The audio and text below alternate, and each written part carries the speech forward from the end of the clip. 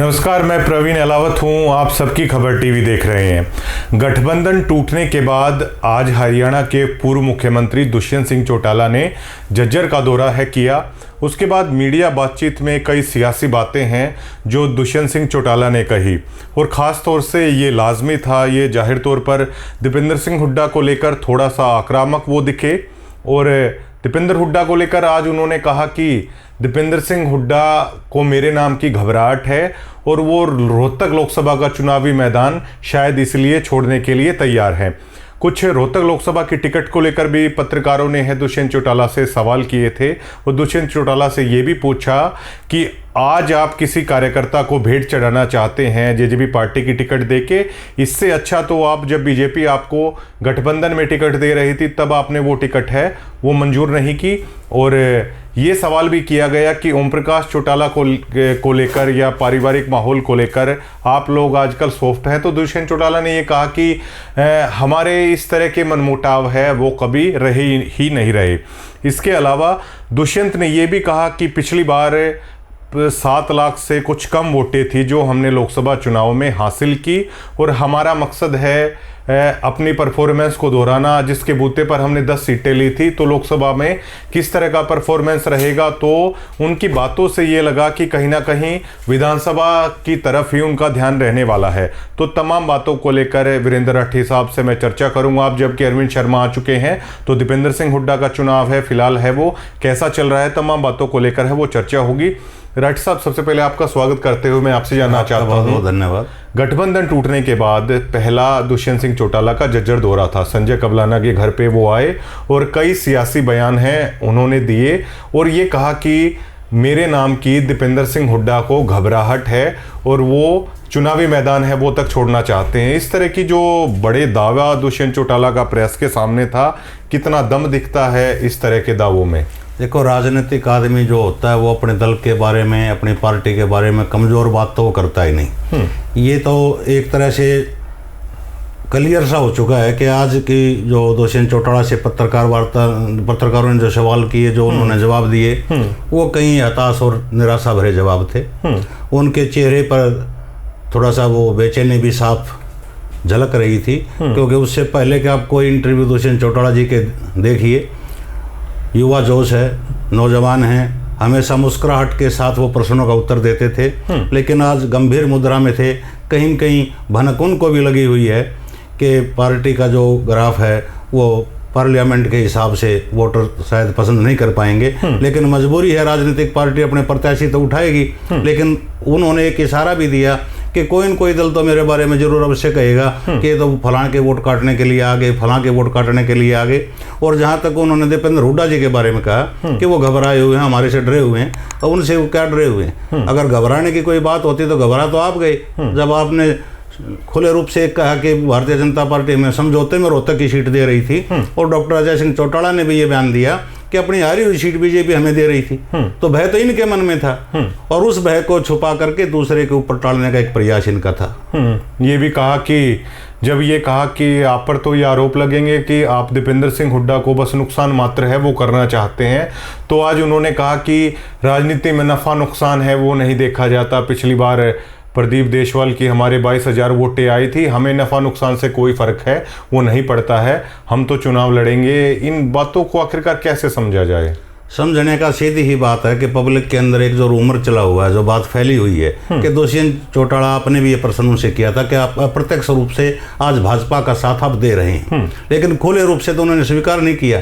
लेकिन दबी जबान में, खुले रूप से उन्होंने इसका खंडन भी नहीं किया। दबी जबान में वो संकेत आज भी इनके मन में है कि जो आदमी 4.5 साल तक एक पार्टी विशेष के साथ सत्ता में रहा है और डिप्टी सीएम जैसे पद पे रहा है, जिसके पास 13-14 महकमे जिनके पास थे, और उनके यो सरकार के अपने दावे भी करते हैं कि मैंने ये करवाया वो करवाया, तो पूर्ण रूप से फेलियर तो आज सरकार को ये बता नहीं सकते, क्योंकि उस सरकार का ये पार्ट थे, उसका हिस्सा थे, इनके बैसाखियों पे सरकार थी। लेकिन आज अपने आप को एक बचाने का इनका ये प्रयास है।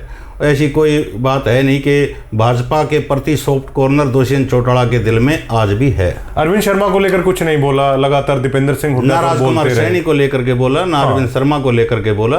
और जब प्रत्याशी पूर्ण रूप से पूरे हरियाणा के कांग्रेस के होंगे, बाकी की बात इन्होंने कही कि पीएसी बैठेगी, मीटिंग में नाम रखे जाएंगे, लेकिन इन्होंने कल अजय सिंह चौटाला जी ने तो वहाँ भिवानी महेंद्रगढ़ सीट से कैंडिडेट अनाउंस भी कर दिया राव बहादुर सिंह को, जिन्होंने एक दिन पहले पार्टी ज्वाइन की थी। तो वहां तो पीएससी ने गहन मंथन नहीं किया, वहां क्या और दावेदार नहीं थे। अगर पीएससी करती तो बाद में इकट्ठी लिस्ट भी निकाल सकती थी या किसी और की भी कल घोषणा हो सकती थी।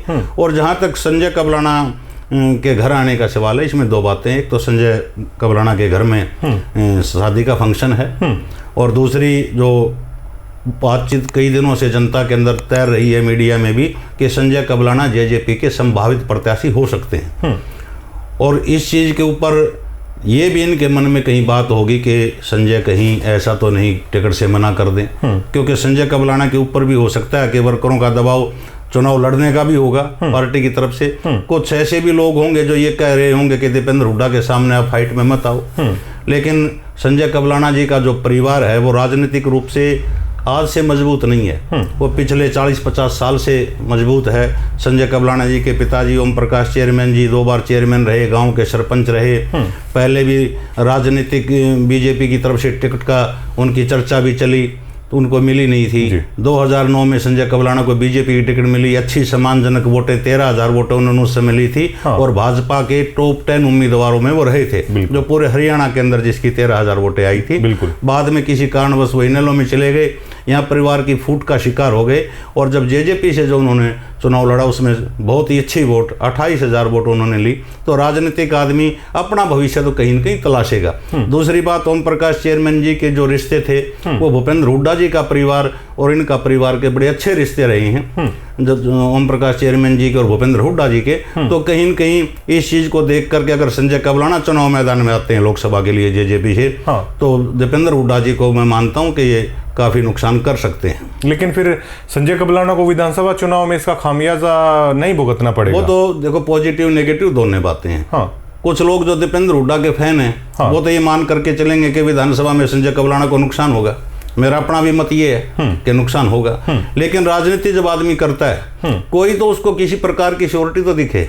एमएलए बनने के लिए वो मेहनत कर रहे हैं, पिछले 20-25 साल से लगे हुए हैं, कंटिन्यूस लगे हुए हैं। और विरोधी दलों के नेता भी ये मानते हैं कि संजय बादली हल्के के अंदर सबसे ज्यादा मेहनत करता है। तो या तो अपनी पार्टी का ग्राफ इतना अच्छा है नहीं। आज जेजेपी ने संजय कबलाना की याद आई। कल जब ये सत्ता में 4.5 साल रहे, संजय कबलाना के कार्यकर्ताओं के कितने काम दुष्यंत चौटाला ने सरकार में रहते हुए किए। क्या कोई बड़े ओहदे इनके जो कोटे में आए थे प्रदेश स्तर की चेयरमैनी के, वो चेयरमैनी संजय कबलाना को क्यों नहीं दी गई? आज फिर लोकसभा की टिकट देते तो आसान होता। लेकिन संजय कबलाना की जो इतनी वोट आएंगी उसमें जेजेपी की ज्यादा भूमिका मैं नहीं मानता। वो संजय कबलाना की अपनी जो व्यक्तिगत छवि आसपास के इलाके के अंदर है, न केवल बादली हल्के के अंदर, बाहर के इलाके के अंदर है। और इसके ऊपर नजरें रहेंगी भाजपा की भी और कांग्रेस की भी। भाजपा तो ये चाहती है कि संजय कबलाना को टिकट मिले जेजेपी की, लेकिन कांग्रेस पार्टी का कार्यकर्ता चाहता है कि संजय कबलाना अगर दीपेंद्र के सामने चुनाव मैदान में आ गए तो दीपेंद्र हुड्डा को जो है ना नुकसान हो सकता है। क्या राठ साहब इसमें ओम प्रकाश धनखड़ का फायदा नहीं हो जाएगा? क्या आप मानते हैं अगर संजय लोकसभा से आ जाते हैं तो एक डेंट पड़ेगा विधानसभा में? क्या ओम प्रकाश धनखड़ का इससे फायदा नहीं हो सकता? क्या ये मंशा हो सकती है कि संजय अगर लोकसभा का लड़ लें तो विधानसभा में उस तरह की बातें नहीं रहेंगी, फिर सीधा मुकाबला ओम प्रकाश धनखड़ या कुलदीप वत्स के बीच में हो सकता है? ये पहलू हो सकता है इस मुद्दे का? देखो, बात तो दोनों तरफ से चलती है। कुछ लोग इस प्रकार इस चीज का फायदा भी उठाना चाहेंगे कि आज संजय कबलाना जेजेपी से लोकसभा का चुनाव लड़ें और जनता के अंदर जो संदेश जाए वो संदेश ये जाए कि ये तो जेजेपी का जो गठबंधन की बात चल रही है कि एक राजनीतिक रणनीति के तहत भाजपा के प्लान से ये मैदान में आए और कांग्रेस पार्टी के कार्यकर्ता इस चीज का प्रचार भी करेंगे। उसका नुकसान संजय को कुछ न कुछ भविष्य के चुनाव में जरूर होगा। लेकिन राजनीति आप करते हो, किसी दल में रहते हो तो चुनाव लड़ने पड़ते हैं, और ये पता होते हुए भी कि हमारी जीत सुनिश्चित नहीं है, हम फाइट में भी नहीं है, तो भी लड़ने पड़ते हैं। तो संजय कबलाना के लिए ऑप्शन क्या बच गया? या तो संजय कबलाना दुष्यंत चौटाला को कहो कि भाई मैं तो आपकी पार्टी छोड़ता हूँ, चुनाव नहीं लड़ता, या तो ये स्थिति हो सकती है। ऐसा अगले वो करेगा नहीं तो पार्टी का जिलाध्यक्ष है, पार्टी में अभी तक रहा है, पार्टी से चुनाव भी लड़ा है। या फिर उस पार्टी का फैसला मानो। पार्टी का फैसला माने तो जनता के इस आक्रोश का डर है, लेकिन एक धड़ा ऐसा भी तो है जेजेपी का, जो कोर वोटर है वो तो चाहता है कि मजबूत प्रत्याशी हमारी पार्टी का चुनाव मैदान में आए। लेकिन जो दूसरा धड़ा है वो ये चाहेगा कि दीपेंद्र हुड्डा के जो फॉलोअर हैं वो विशेष रूप से ये चाहेंगे कि संजय कबलाना जी चुनाव ना लड़ें। और मेरा तो अपना विचार मानना ये है कि जिस प्रकार के पुराने रिश्ते पारिवारिक ओम प्रकाश चेयरमैन जी के और भूपेंद्र सिंह हुड्डा जी के रहे हैं, कि कहीं न कहीं वो भी ये प्रयास करेंगे, दीपेंद्र हुड्डा जी भी किसी भी सूत्र से करें, किसी भी तरीके से करें कि संजय कबलाना मैदान में ना आए तो तुम्हारे लिए अच्छा है। हो सकता है कि राजनीति है, संभावनाओं का खेल है। ये तो आज दुष्यंत चौटाला ने भी कहा है कि इसमें मेल मिलाप होते रहते हैं, रिश्ते टूटते रहते हैं, संबंध बनते रहते हैं नए नए, तो कोई समीकरण भी हमें नजर आए। लगातार राठ साहब दीपेंद्र सिंह हुड्डा ये कह रहे हैं कि दुष्यंत चौटाला का एकमात्र मकसद बीजेपी को कहीं ना कहीं मदद पहुंचाना है। आज के जो उनके सियासी बयान थे उसमें तो साफ तौर पर यह झलकता है कि कहीं ना कहीं उनका मकसद नुकसान पहुंचाना है, क्योंकि उन्होंने कहा पिछली बार हमारी 7 लाख से कम वोटें आई थी। ये नहीं कहा कि हम लोकसभा चुनाव या जीते थे। आज भी दुष्यंत चौटाला को पता है कि लोकसभा की कोई सीट है वो जीत ही नहीं सकते, हमारा मकसद विधानसभा की तरफ जीतना है। तो दीपेंद्र सिंह हुड्डा की बातों में सच्चाई तो दिखती है कि दुष्यंत चौटाला का एकमात्र मकसद सिर्फ एक जाट वोट बैंक में सेंध लगा के नुकसान करना है। तो ये कहीं ना कहीं बीजेपी से साठगांठ की राजनीति दुष्यंत तो आज भी कर रहे हैं। ये दुष्यंत चौटाला की जो पृष्ठभूमि रही है राजनीतिक, चाहे वो इनेलो की पृष्ठभूमि थी, चाहे जेजेपी की, है बात तो एक ही है। ये तो सदा से रही है। अभी आप 4 महीने पीछे जाइएगा, राजस्थान के अंदर चुनाव हुआ, आम चुनाव विधानसभा का, वहां जाकर के इन्होंने प्रत्याशी उठाए। पूरे राजस्थान को और पूरे हरियाणा प्रदेश को ये पता था कि वहां इसके प्रत्याशी की जमानत तक नहीं बचेगी किसी की, जीतने की तो बात छोड़ दो। लेकिन किस काम के लिए गए थे कि वहां जो कांग्रेस पार्टी के प्रत्याशी थे उनके वोट काटने के लिए गए थे। आज ये लोकसभा के अंदर क्यों नहीं प्रत्याशी उठा रहे राजस्थान से? ये क्यों नहीं लड़ रहे हिसार से या रोहतक से? बार बार घुमा फिरा करके बातों का आज उन्होंने सभी बातों का जवाब दिया है। दूसरों के ऊपर आरोप प्रत्यारोप लगाए हैं। तो इनकी तो सीधी सी बात है, जिस दिन विधानसभा के अंदर विश्वास मत हासिल हो रहा था, इन्होंने 2.5-3 लाइन का श्वेत पत्र जारी किया। श्वेत पत्र का वो इनका पार्टी का जो होता है व्हिप जारी किया। हाँ, उसके अंदर इन्होंने स्पष्ट लिख दिया कि हमारा कोई भी विधायक वोटिंग में हिस्सा नहीं लेगा। ये वोटिंग सदन 90 आदमियों का, 10 आदमियों को वोटिंग से अपने आप को बाहर रख लिया। कोई विधायक अगर उसके खिलाफ जाके मतदान करेगा तो उसकी सदस्यता खत्म हो जाएगी। उस परिस्थिति में हाउस रह गया 80 आदमियों का, 41 MLA बीजेपी के, और बेचारों का जिसका सूत बैठना था निर्दलीय विधायकों का, उनके अरमानों पर और पानी फेर दिया दुष्यंत चौटाला जी ने। तो ये मिली भगत तो वहीं से स्पष्ट है। आज तक सरकार के खिलाफ एक बयान नहीं, एक बयान बीजेपी के किसी नेता का दुष्यंत के खिलाफ नहीं, बल्कि वो तो इनको उठाते कि पार्टी लड़ाने चाहिए, प्रत्याशी आजमाना चाहिए कि आपका वोट बैंक घट जाएगा, टूट जाएगा। ये स्थिति तो बनती है। बंसीलाल की विकास पार्टी की एक ऐसी स्थिति आई थी, उन्होंने प्रत्याशी नहीं दिया था, नहीं प्रत्याशी दिया था तो सारा वोट इधर उधर बिखर गया था। तो दोनों तरफ से, एक तरफ कुआ है, एक तरफ खाई दुष्यंत चौटाला जी के लिए है। प्रत्याशी अगर नहीं उठाएंगे तो वोट वर्कर टूट जाएगा, उठाएंगे तो सीधी सी बात है भाजपा को फायदा पहुंचाने के लिए उठाएंगे कि जनता के अंदर जो छवि बन जाती है उस इमेज को बदलना पॉलिटिकल पार्टी के लिए, पॉलिटिशियन के लिए, एक लीडर के लिए बहुत टेढ़ी खीर हो जाता है। देखिए राठ साहब, जब दीपेंद्र हुड्डा का आपने भी आंकड़े बताए थे, तो जो लीड बताई जा रही है 1.5 और 2 लाख से बीच में दीपेंद्र हुड्डा की जीत है, वो लगभग तय मानी जा रही है। अब ऐसे में पहले भी आपको ये पता होगा कि जेजेपी अपना कैंडिडेट देगी, इनेलो भी अपना कैंडिडेट देगी। भाजपा से लगभग ये तय हो चुका था कि अरविंद शर्मा ही है वो लड़ने वाले हैं। अभी तक क्या आपको लग रहा है कि दीपेंद्र हुड्डा का खेल बिगाड़ने का मादा, अभी तक क्या वो क्षमता अभी तक ग्राउंड पे दिखाई दी है? अभी तक ग्राउंड पे नहीं दिखाई दी है, लेकिन 1-2 झटका कांग्रेस को भी लगा है। एक तो चुनाव से जस्ट पहले कृष्ण मूर्ति हुड्डा जो किलोई हल्के से ही MLA बने थे 1991 में जी, और भजनलाल कैबिनेट में मंत्री भी रहे। एक तो उनका पार्टी छोड़ के जाना जी, दूसरा एक स्पोर्ट्स पर्सन थे दीपक स्वीटी बोरा और स्वीटी बोरा, वो भूपेंद्र हुड्डा के मंच पे थे, वहाँ इनकी सरकार के नारे लगा रहे थे कि हुड्डा सरकार बनेगी। वो भी भाजपा ज्वाइन कर गए। तीसरा जो रोहतक शहर के ही पूर्व मंत्री हैं सुभाष बत्रा जी, थोड़ा सा वो भी उग्र रूप धारण किए हुए हैं, तो उनका भी पार्टी से निराश होना। भी उन्होंने पार्टी छोड़ी नहीं है, वो करें मैं कांग्रेस में ही रहूंगा लेकिन लड़ाई जरूर लड़ूंगा, और करनाल से चुनाव लड़ने का दावा भी करते हैं कि नायब सिंह सैनी के खिलाफ जो है कांग्रेस पार्टी मुझे टिकट दो एमएलए की, इसी बाई इलेक्शन के अंदर वो चुनाव लड़ने के लिए अपना दावा जरूर ठोक रही हैं। तो इस प्रकार का जो नुकसान हुआ है, झज्जर के अंदर भी एक बहुत ही रेपुटेड वर्कर थे जो पीछे 2 बार पार्षद भी रहे, चेयरमैनी का चुनाव भी उन्होंने लड़ा, उनकी बातचीत भी जो सिरे नहीं चढ़ पाई है। अगर वो भी दूसरी तरफ चले जाएंगे तो सीधा सा 1000-2000 वोटों का नुकसान तो सीधा सा वो भी झज्जर के भूदेव गुड़िया की तरफ इशारा बिल्कुल भूदेव गुड़िया की तरफ इशारा है। प्रयास चला था, उनके जो शुभचिंतक थे उन्होंने स्थानीय विधायक से भी बात की, एमपी साहब के कानों में ये बात पहुंचाई, लेकिन जो पार्टी हाईकमान है वो उनको क्यों नहीं जोड़ना चाहता, या जोड़ना चाहता है तो कुछ दीपेंद्र हुड्डा जी को कुछ लोग उनके कानों में क्या खबर डाल रहे हैं उसके बारे तो ऑफ कैमरा में आपको बता दूंगा पूरी की पूरी स्टोरी। लेकिन पूर्ण रूप से ये इस प्रकार के जो झटके हैं वो दीपेंद्र को नुकसान तो कर रहे हैं, और लेकिन इस डैमेज को भी दीपेंद्र हुड्डा जी को रोकना चाहिए। आज वो नौसेखिए नेता नहीं है, एक परिपक्व नेता वो हो चुके हैं। जो आदमी 3 बार पार्लियामेंट का मेंबर रहा है कंटिन्यूस, और चौथी बार वो लोकसभा राज्यसभा के अंदर बैठे हैं, एक चुनाव लोकसभा का हार भी गए हैं, और पॉलिटिकल परिवार से हैं, राजनीति के नस नस से वो वाकिफ हैं। इस चीज़ की तरफ उन्होंने ध्यान देना चाहिए कि एक कार्यकर्ता मजबूत अगर आपका पार्टी का छिटकता है तो उसकी भरपाई कहाँ से हो। अगर अल्टरनेट नहीं ढूंढेंगे तो ऐसा ना हो कि पिछले चुनाव की तरह से बाद में उनको पछताना पड़े। 2-3 दिन हो चुके हैं अरविंद शर्मा को ग्राउंड पे है उतरे हुए, परेशान नजर आ रहे हैं। इतना मतलब शायद उनको इस बात की भानगी है कि एंटी इनकम्बेंसी तो है अरविंद शर्मा को लेकर, एक सूट नहीं कर रहा है शायद अब की बार उनको माहौल है, वो जोश नहीं है जो पिछली बार जोश उनके अंदर था। हाँ, ये दोनों तरफ से नहीं है। हाँ, सबसे बड़ी बात ये दोनों तरफ से जोश नहीं है। दीपेंद्र हुड्डा तो थोड़ा सा इस प्रकार से भयभीत हैं कि पिछला कांटे का चुनाव था, ये हार गए थे, उस थोड़ा सा दबे हुए हैं कि भाई ऐसा दोबारा रिपीट ना हो जाए ये। जी जी।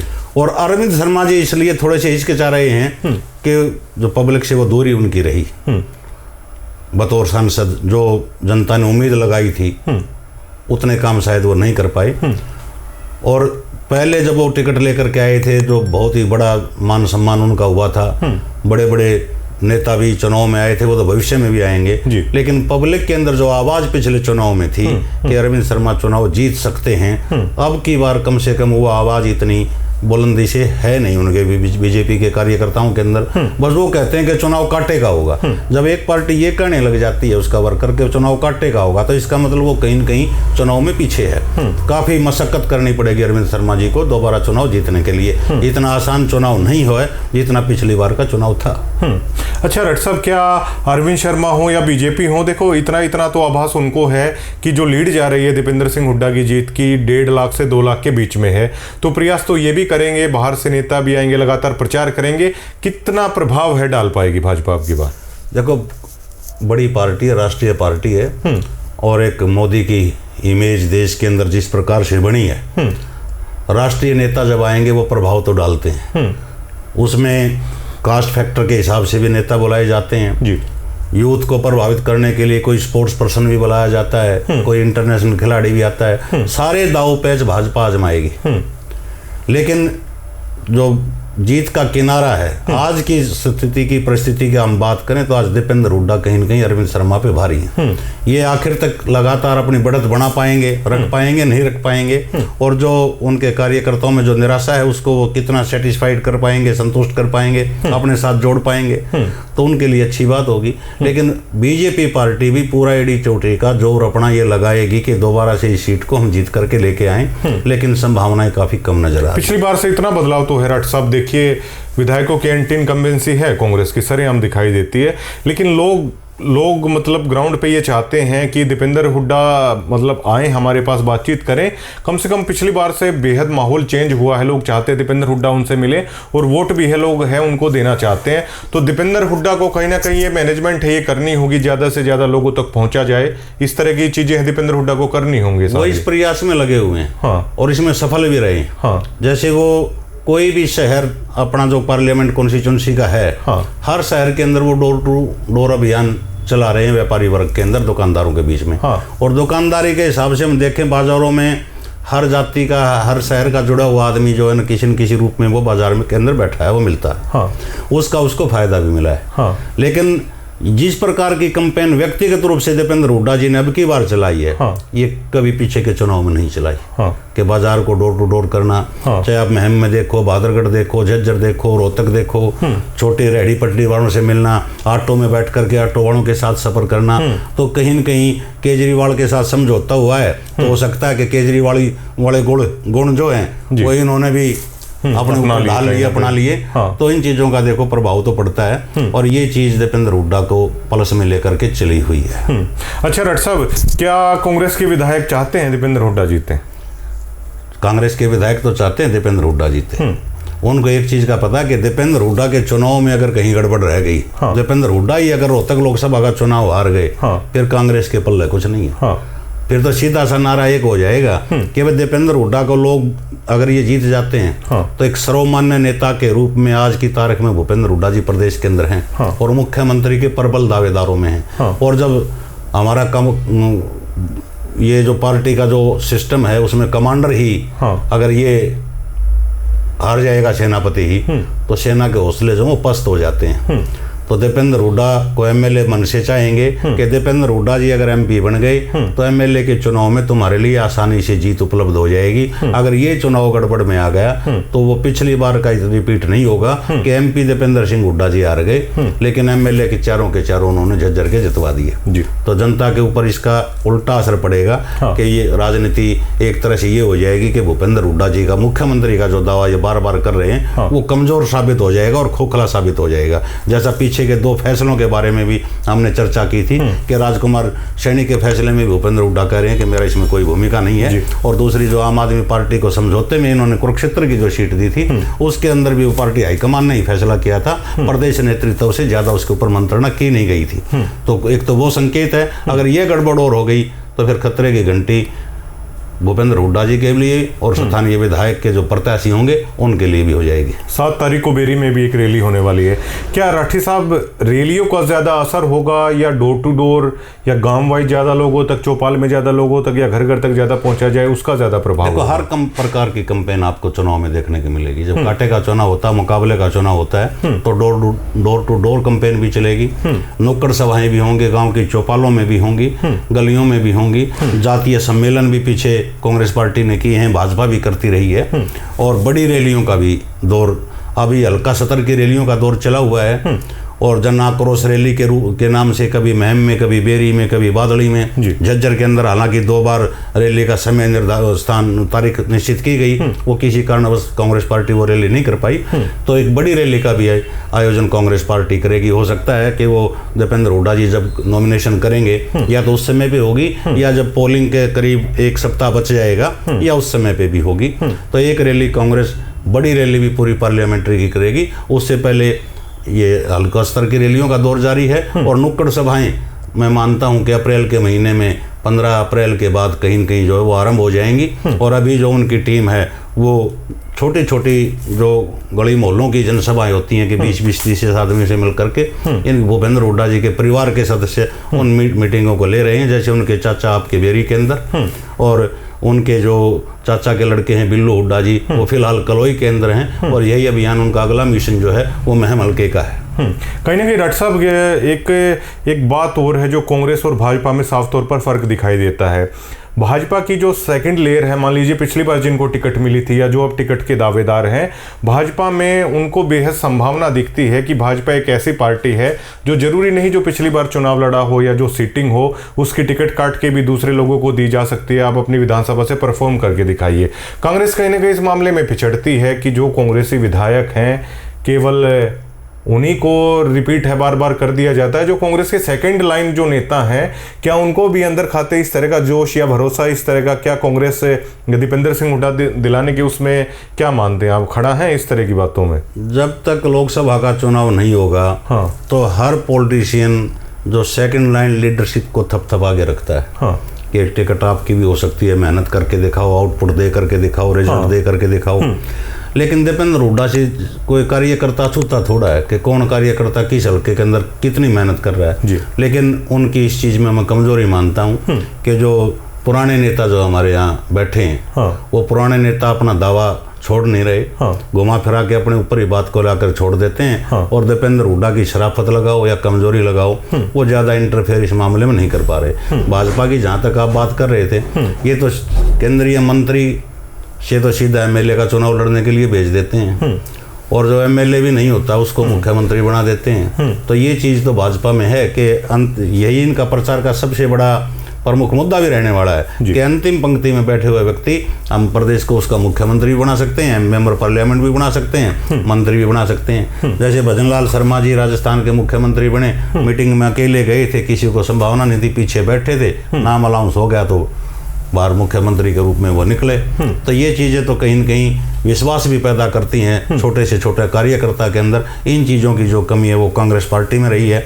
जैसे हमने पीछे एक वीडियो किया था 5-6 महीने पहले कि कांग्रेस पार्टी में युवराजों की भरमार है, और वही युवराजों के नाम आज निकल के 8-10 युवराजों के नाम आगे आ रहे हैं। अब आप देखिए कर्नाटक की जहाँ तक चर्चा की कांग्रेस पार्टी ने, वहाँ बुल्ले शाह एक प्रत्याशी हैं जी, उनको एमपी की टिकट के बारे में कहा गया, उन्होंने सीधे से मना कर दिया कि आप मेरे को 6 महीने पहले कहते तो मैं तैयारी करता। अब जाकर के टिकट किसके ऊपर नाम चला हुआ है? कुलदीप शर्मा के बेटे चाणक्य पंडित का जी। अब चाणक्य को टिकट देंगे, उनका पहला चुनाव है, और किसके खिलाफ है? जो प्रदेश के 9.5 साल मुख्यमंत्री रह गए मनोहर लाल खट्टर जी, जिनकी विधानसभा भी करनाल रही है, और पार्लियामेंट का जो पिछले करनाल का जो एमपी थे भाटिया जी, वो कई लाख वोटों से चुनाव जीत करके आए थे। तो इस प्रकार के से जो बचकाने फैसले कांग्रेस करती है, इनसे उबार पाना होगा। और सेकंड लाइन की जो लीडरशिप किसी भी हल्के के अंदर है, चाहे आपके झज्जर जिले के अंदर है, रोहतक में, सोनीपत में, सिरसा में, कहीं भी है, उस लीडरशिप को आगे लाना चाहिए। जैसे आप सिरसा में देखोगे अमित सिहाग जी कांग्रेस पार्टी के एमएलए हैं, नौजवान लड़के हैं, उनके ऊपर कांग्रेस ने उनको टिकट दिया, वो विधायक जीत करके आए, लेकिन उनके पिताजी वहाँ से विधायक नहीं जीत पाए थे, डॉक्टर केवी सिंह जी। तो नौजवानों का जो जोश है और नौजवानों का जो सर्कल है, नौजवानों के ऊपर कांग्रेस पार्टी ने दाव खेलना चाहिए। और भाजपा ने भी इसी नारे के ऊपर मोदी जी ने पहली बार देश के अंदर भारी बहुमत से सरकार बनाई थी कि मेरा देश सबसे युवा देशों में आता है, और आज भी युवा जोश का ही वो नारा दे रहे हैं। तो कांग्रेस पार्टी ने इस तरफ थोड़ा सा ध्यान देना चाहिए। जो पार्टी वर्कर पिछले 20 साल से 25 साल से 30 साल से पार्टी के लिए मेहनत कर रहा है, कि उसकी मेहनत का फल उसको कब मिले जी, उसको वो उम्मीद कब जागे उसकी कि मेरे को टिकट मिल सकती है। जब उसको ये लगेगा कि पुराने नेता ही हमारे बैठे रहेंगे सीटों के ऊपर, एमएलए कुर्सी के ऊपर, मेरा आखिरी चुनाव ये कह करके, तो उनका भी सब्र का बांध कभी न कभी टूटेगा। फिर वो झटका लगेगा पार्टी को। तो इसे उभरना है तो सेकंड लीडरशिप की तरफ विशेष रूप से आज भविष्य जो है कांग्रेस वो दीपेंद्र हुड्डा के अंदर देख रही है। तो दीपेंद्र हुड्डा ने ही ये फैसला करना चाहिए कि सेकंड लीडरशिप को आगे लाना चाहिए। कुछ ना कुछ कड़े फैसले या कड़े संकेत देने पड़ेंगे दीपेंद्र हुड्डा को। बिल्कुल देने पड़ेंगे। शुक्रिया तमाम बातचीत के लिए। तो वीरेंद्र राठी साहब थे, और हमारा खास तौर से आज जो मुद्दा था, जो दीपेंद्र सिंह हुड्डा लगातार कहते हैं कि दुष्यंत चौटाला का एकमात्र मकसद है, सिर्फ वो वोट काटना चाहते हैं, सिर्फ वो नुकसान पहुंचाना चाहते हैं। और ये बातें जब साबित हो जाती है, जब आज खुद मैंने दुष्यंत सिंह चौटाला से ये पूछा कि अगर आप रोहतक लोकसभा से आप लड़ना ही चाहते हैं, तो आप ही लोग कह रहे थे कि बीजेपी हमें रोहतक से दे रही थी, गठबंधन की टिकट दे रही थी, तो आप गठबंधन की टिकट को लेकर चाहे आप प्रदीप देशवाल को देते, रिपीट करते, या संजय कबलाना को देते, तो तब आप गठबंधन की टिकट है वहां से क्यों नहीं लेते? अब सवाल ये खड़ा होता है, वो ये कहते हैं कि दीपेंद्र सिंह हुड्डा को मेरे नाम की घबराहट है और रोहतक का चुनाव छोड़ने को तैयार है। तो रट साहब कहते हैं कि घबराहट तो आप लोगों में है, जब आपको गठबंधन की टिकट है, जब भाजपा दे रही थी रोहतक सीट से, तो घबराए हुए तो आप हो कि आपने उस टिकट को एक्सेप्ट है नहीं किया है। तो दुष्यंत सिंह चौटाला का आज कहीं ना कहीं बिल्कुल उनकी बातों से भी यही झलक रहा था कि लोकसभा चुनाव को लेकर बिल्कुल नॉन सीरियस एक तरीके से कहें तो वो उनका दावा, क्योंकि उन्होंने स्पष्ट कर दिया कि पिछली बार भी 7 लाख से कम वोटें आई थी, लोकसभा तो एक भी नहीं आई, लेकिन 10 विधानसभा सीट थी। हम देखना चाहते हैं कि कैडर इसी तरह मजबूत होता है। और एक बात और आज उन्होंने कही थी कि जब पार्टी को ज़रूरत होती है, कौन पार्टी का साथ देता है, ऐसे टाइम पे ही कार्यकर्ताओं की है वो परीक्षा होती है। और एक चीज़ और है कि राजकुमार सैनी के मुद्दे को जेजेपी है जरूर भुनाने की है कोशिश करेगी, लेकिन जो दीपेंद्र सिंह हुड्डा का चुनाव है ना, अभी तक चाहे अरविंद शर्मा हो चाहे जेजेपी हो, उस पैमाने पर नहीं आ पा रहे हैं जो दीपेंद्र सिंह हुड्डा की 1.5 या 2 लाख वोटों से जो जीत है, उसकी संभावना जो बताई जा रही है कि उसमें एक बड़ी सेंध या कुछ बड़ी हलचल है वो भाजपा की तरफ से हो पाए, वो अभी तक बिल्कुल भी है वो नज़र नहीं आ रहा है। हालांकि दीपेंद्र सिंह हुड्डा की कई बातें हैं जिन मैनेजमेंट को अच्छी तरीके से दीपेंद्र सिंह हुड्डा को करना होगा। लोग चाहते हैं दीपेंद्र सिंह हुड्डा को वोट देना, लेकिन लोग साथ साथ ये चाहते हैं बीच का कोई बैरियर नहीं होना चाहिए और दीपेंद्र सिंह हुड्डा के लिए फ़ायदा होगा, जितना ज़्यादा लोगों से जाके मिलेंगे उतना ही ज़्यादा दीपेंद्र सिंह हुड्डा का वोट प्रतिशत है ये बढ़ता जाएगा।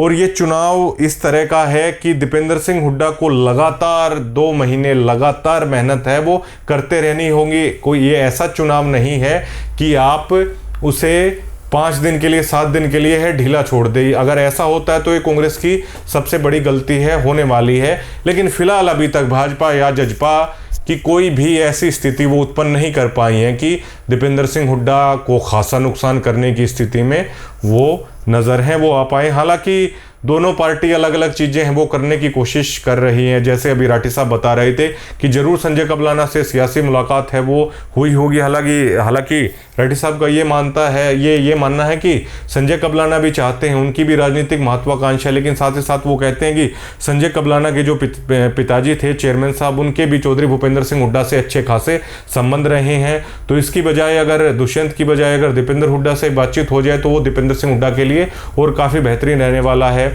भूदेव गुलिया का जिक्र आया कि कुछ लोग ऐसे थे शायद दीपेंद्र सिंह हुड्डा को कन्वेंस नहीं कर पाए या कानों में और कुछ डाल दिया, तो भूदेव गुलिया जैसे जो लोग हैं उनसे बातचीत करनी चाहिए। ये जो छोटी छोटी जो चीज़ें हैं ना, ये दीपेंद्र सिंह हुड्डा को लगातार हैं वो करती रहनी होगी। इनसे बल्कि उनके चुनाव को और ज़्यादा मजबूती है वो मिलेगी। शुक्रिया।